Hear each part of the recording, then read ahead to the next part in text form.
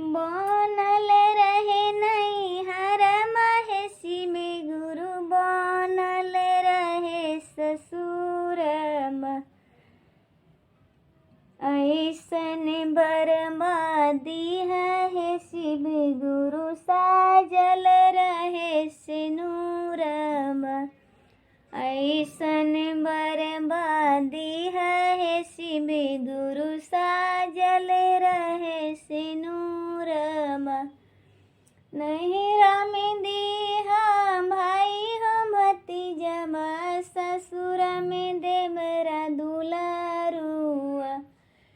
लब कुशी ऐसन संतन दीहा, सुंदर सजल बरिदानमा।